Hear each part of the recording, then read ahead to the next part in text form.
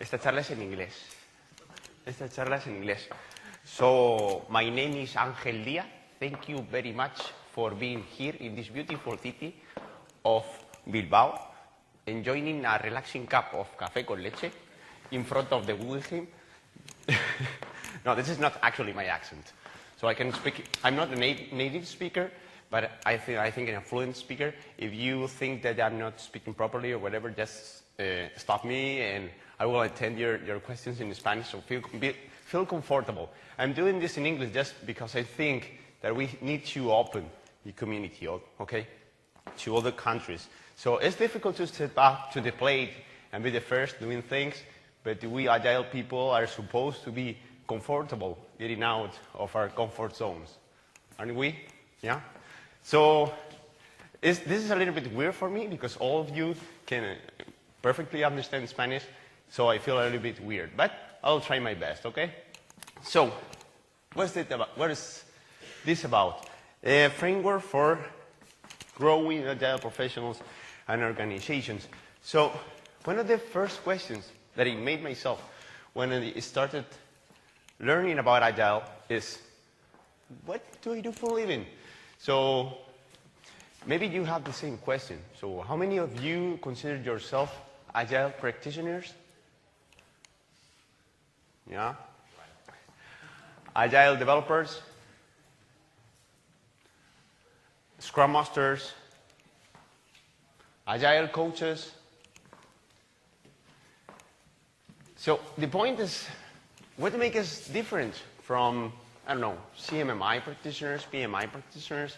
So we don't have I think we don't have a properly defined profession, right? So that's why there are so many questions that come up after this. So what's an Agile coach? What can I offer to my organization as an Agile coach? Or I want to hire an Agile coach. What can an Agile coach offer to my organization, to me, to my team? What else? How can I become an Agile coach? I'm currently an Agile practitioner and I want to become an Agile coach. How can I go there? Is Agile coaching a profession? Okay, sometimes people ask me, so what do you do for a living? Are you a coach? So are you a, I don't know, psychologist or something like that? No, I'm a computer engineer. Well, how come? How come you are an Agile coach? Do you have any coaching training or something like that? No, I don't. So that's weird. It's pretty weird. What about other kind of Agile practitioners? Well, yeah, an Agile developer. Why? What makes you different from a waterfall developer? Yeah? Is because you have a different t-shirt where Agile is written or something like that? No, that doesn't make you a different kind of professional. So, I think we have too many unanswered questions about our profession. And that's normal because we are creating this new profession. This is an operation profession. We're creating a field. I think we're doing this pretty well, yeah? Because we have these community things, we can work together, we have a lot of communication and techniques that makes this bigger, and that's awesome. But now we're creating a new profession. And every profession needs to appoint or enumerate the skills needed to accomplish, to be this type of professional that we are claimed to be. Yeah, we are claiming to be a type of professional that we don't know how is that like. Yeah. So I had the opportunity to attend a course with Lisa Atkins. So all credit to Lisa Atkins and Michael Spade. Maybe you know the course. The course is called Coaching Agile Teams. I think it's an awesome training. And they were concerned about this, about how is the Agile coach profession being managed from that perspective, right? So they designed a framework to understand what competences should an Agile coach provide to an organization, yeah? And I think that this framework can help you do much more things than this, okay? But we will go in depth later in the presentation. Okay? So basically, this is the framework. Yeah?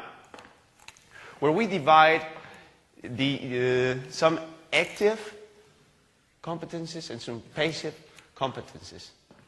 Some Agile-related competencies and some not Agile-related competencies. And some group-oriented competencies and some one-on-one oriented competencies. Okay? So I'm going through all these competencies to understand a little bit about each. Yeah? Sounds good? So, first of all, of course, if we claim to be Agile coaches, Agile Scrum Masters, Agile whatever, we need to have some, at least basic Agile and Lean knowledge. Yeah? I think we are already there. We already know that, of course. If we don't know anything about Agile, how can we have that surname after our profession? We can't be Agile anything. But we also have to be able to teach other people about Agile. And teaching is not simple. Teaching is it's a very complex profession. Yeah? So if we want to be Agile coaches, we have to become good teachers too, in order to teach people how Agile works. Right? What else? Mentoring. Mentoring is a little bit different from teaching. Okay? We know many techniques about teaching, and they are becoming popular, such as training from the back of the room, the visual management things that we use in courses, the dynamics, all that stuff. We already know something about teaching, and we are including that stuff in the Agile community, in the Agile knowledge. But what about mentoring?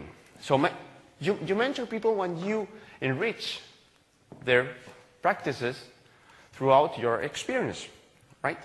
So you have your own experience, and you give your experience to the other person. Yeah, that's mentoring. Sounds pretty simple, but it isn't, because you have to establish a goal for that person to be on. Yeah, right. So it's not just given; it is giving you the information that you need to make your next step. That's mentoring. What else? Professional coaching. As coaches, we have to be able to help people developing their skills and become better professionals, right? It's not just telling them what do they have to do, but establish the progress, their path of growth to become better professionals. And we have to be able to do that one-on-one. That's professional coaching. And this is a profession.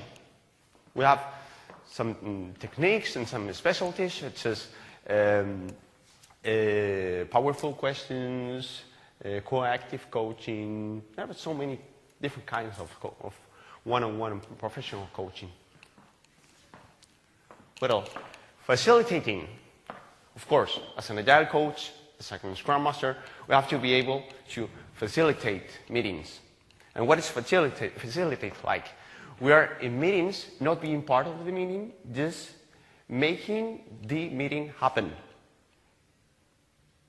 So if you are facilitating a meeting and you are being part of the knowledge in that meeting, you're not facilitating that meeting. Yeah? Maybe you are managing that meeting. That's why it's very different from, yeah? Facilitating is not managing meetings. And we are including those practices in our community, yeah, right? Facilitating things like visual management. Maybe all of you know retrospectives. Maybe most of you have already facilitated their retrospectives. So somehow this is already in our profession. And what else? Some superpowers. I think every Agile professional, most Agile coaches, they have to be able to know and use techniques in order to fulfill all these fields of competencies. And at least it has to be an expert. He has to be an expert on one of this superpower, okay? We have these three: technical, business-oriented, and transformation or organizational superpowers. So coaches that are that have technical superpowers, they have to be able to train people in TDD, BDD, clean code. Yeah. What else? Business.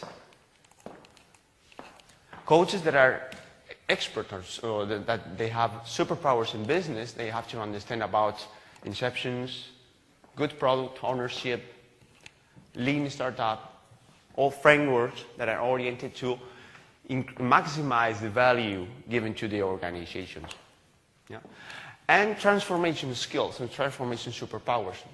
The coach who is able to, who provides an organization with these powers is able to transform the organization to build a path not only for teams, but also for the whole organization, to transform it into an agile organization.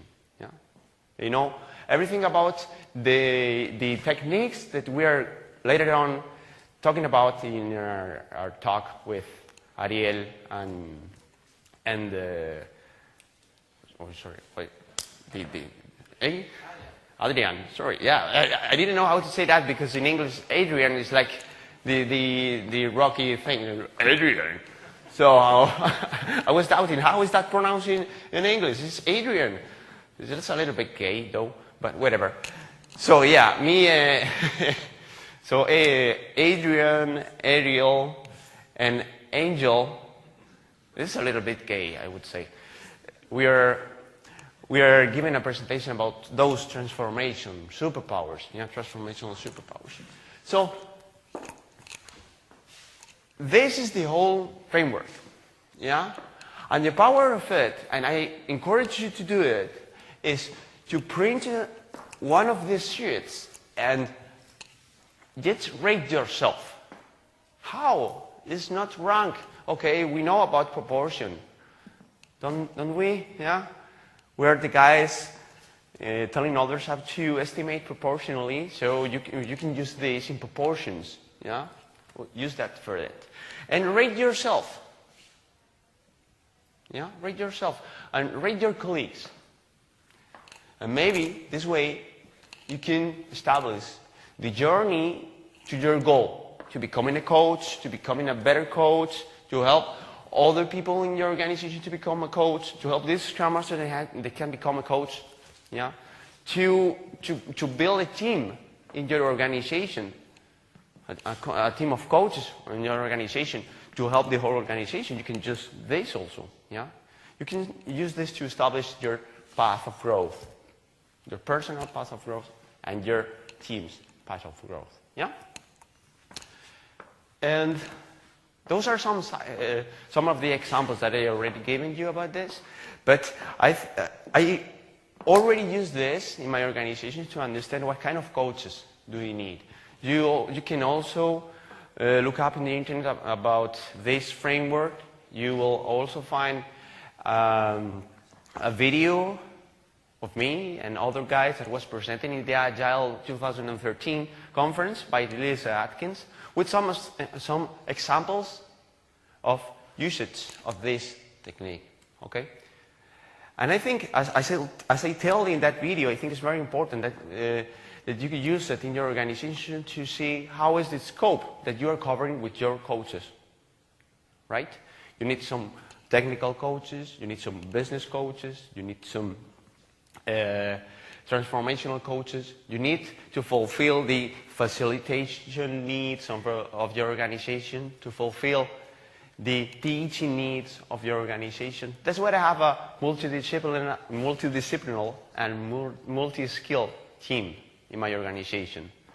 Yeah, I have good facilitators, I have people that push, I have people that have good technical abilities, people that have transformational abilities, coaching abilities. So I think that they have to complete this scope in order to give the best service to my organization as a head coach in my organization, which is ING Direct. Maybe most of you already know that. And I think we are short of time. So wrapping up, I think that it's time to give our profession the name of profession, the title. It's already a profession. And we need tools to to give our profession the understanding that is needed to be understood by others.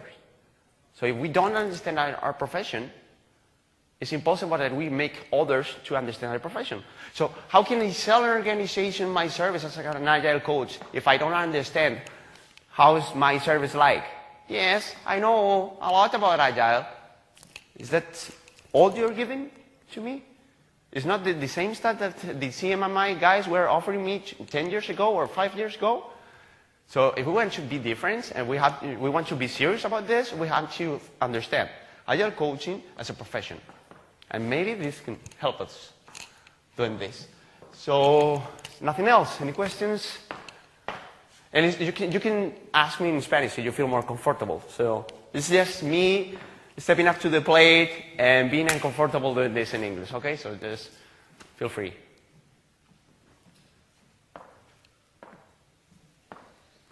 Joder, me voy a preguntar en español, cojones, no pasa nada. Está jodido. Can you explain another Sí, time? pero en español si quieres, tío, no pasa nada, como quieras, como quieras. No, it's on Whatever you want. English session. Okay, whatever, sorry. Okay. What is professional coaching? The axis of professional coaching, what does it mean? You mean about the expertise called professional... What is professional coaching? Yeah. So, this is a profession itself. So there are people that are skilled in those techniques that can help you to create your own path, to develop yourself. Right? This is the coach. This is we heard a lot about these business coaches, that they sit with you and they heard your problems and they don't give you solutions, but they just ask you questions that can help you exploring new solutions, a new way to develop yourself and to increase your competences. Yeah, right? Hello. So my question is, once I understand the figure of the professional coach, once I understand the figure of that professional coach, once you establish that culture in a company, is the professional coach still needed? And if so, in what way? Like once the professional coach managed to get that culture in the company, what's his role after that? Yeah, it's a good one. It's a good one. I think you always need coaches in your organization, right? It's just, when you go to the gym, it's not the same thing that working out yourself, right? That other than that, you have a coach with you, so he can help you pushing harder, right? So if you want your organization to be always stimulated by someone with a different view from the outside, which is always kicking your ass and moving yourself and saying, okay, you have to push harder, that could be a very powerful tool to maintain your continuous improvement engine, right? Because in my opinion, it's very easy to stop that engine of continuous improvement, right? It's very easy that you say, okay, I'm already there, I already know everything about Agile, I don't need to improve anymore. And this is a huge mistake. So the Agile coach is there to prevent that to happen, right? Okay. Don? Dime. ¿Y no puede ser extremadamente cansado tener a alguien que continuamente te esté empujando para mejorar? Y la pregunta es, ¿no sería casi más razonable, aunque existan los coaches internos, que vengan otros invitados, ¿no?, para dar otra perspectiva distinta? Porque es fácil verse contaminado por la realidad, ¿no? Bueno, hay dos cosas, bajo mi punto de vista. Una, sí, efectivamente, es cansado que alguien siempre te esté tocando los huevos. Y que se lo pregunten a los atletas profesionales. O sea, si tú quieres ir a correr porque quieres hacer footing y estar un poquito del gaete, pues no necesitas a nadie que te moleste. Pero si quieres ser un atleta de alto rendimiento, tienes ahí un tío que te está, porque tú quieres ser el puto mejor. Entonces, si quieres ser el puto mejor, necesitas un tío que te entrene, que esté y que venga. El tema desde fuera, por supuesto. Una de las cosas más complicadas que yo veo como Agile Coach es seguir manteniendo una visión desde fuera, ¿vale? Para eso existen comunidades de prácticas dentro de los Agile Coaches, o te piras de tu empresa. No estoy diciendo que me pire, José. Cambias de unidad o cambias de tal, o sí que te traes a alguien de fuera, lo cambias. Efectivamente es importante mantener la visión fresca de fuera.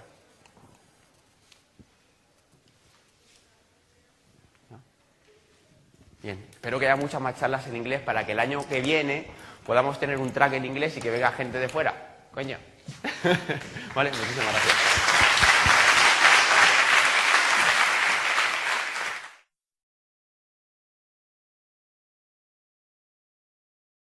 What can an Agile coach offer to my organization, to me, to my team?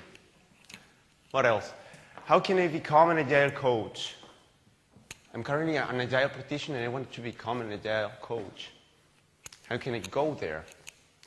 Is Agile coaching a profession? Okay, sometimes people ask me, so what do you do for a living? Are you a coach? So are you a, I don't know, psychologist or something like that? No, I'm a computer engineer. Well, how come? How come you are an Agile coach? Do you have any coaching training or something like that? No, I don't. So that's weird. It's pretty weird. What about other kind of Agile practitioners? Well, yeah, an Agile developer. Why? What makes you different from a waterfall developer? Yeah? Is because you have a different T-shirt where Agile is written or something like that? No, that doesn't make you a different kind of professional. So, I think we have too many unanswered questions about our profession. And that's normal because we are creating this new profession. This is an uprising profession. We're creating a field. And I think we're doing this pretty well. Yeah? Because we have these community things, we can work together, we have a lot of communication and techniques that makes this bigger, and that's awesome. But now we're creating a new profession.